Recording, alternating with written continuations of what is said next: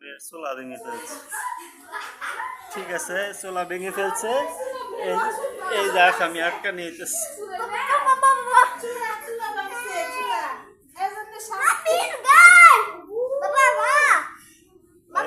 হ্যাঁ বাবা,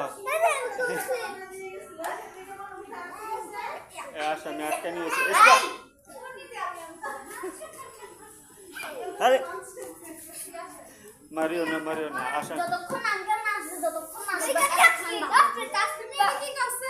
আরে এনো পিঠা রান্না খাওয়াবেন। হাসকাইবো না, আজকে হাসকাইবো না।